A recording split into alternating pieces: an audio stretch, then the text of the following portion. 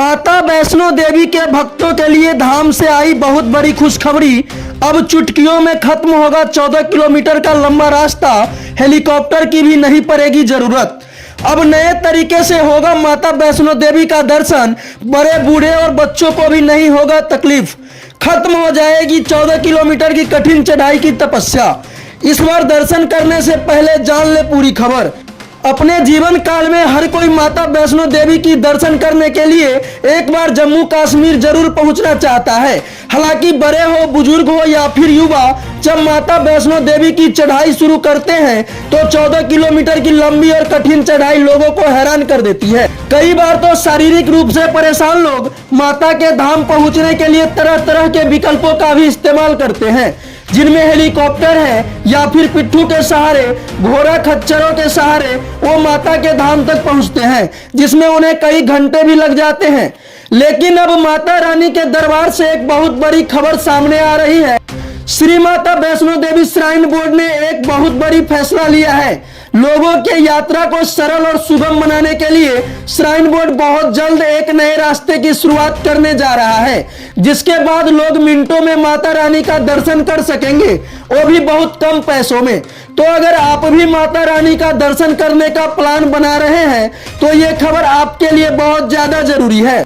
तो इसलिए इस वीडियो को ज्यादा से ज्यादा शेयर कर दे ताकि ये खबर माता रानी के तमाम श्रद्धालुओं तक पहुंच सके और वो भी आने जाने की प्लानिंग कुछ इस हिसाब से ही कर सके।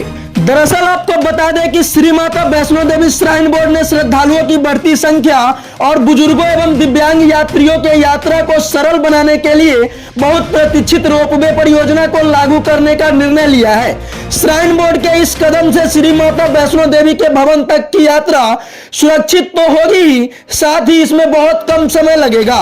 रोपवे परियोजना का कुछ स्थानीय लोगों ने विरोध भी किया है। श्राइन बोर्ड का कहना है कि स्थानीय लोगों के चिंताओं का ध्यान में रखते हुए इस परियोजना को कार्यान्वित किया जाएगा।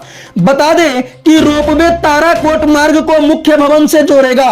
रोपवे के सहारे सांझी छत तक यात्री जाएंगे। सांझी छत से श्रद्धालु माता के भवन तक पैदल यात्रा करके जाएंगे। माता वैष्णो देवी के दर्शन के लिए रोजाना बड़ी संख्या में भक्त आते हैं।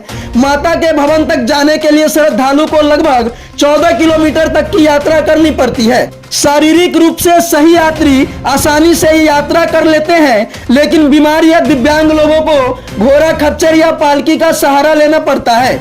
हालांकि अब बेहद ही आसानी से इस रोपवे से प्रतिदिन हजारों श्रद्धालु यात्रा कर सकेंगे।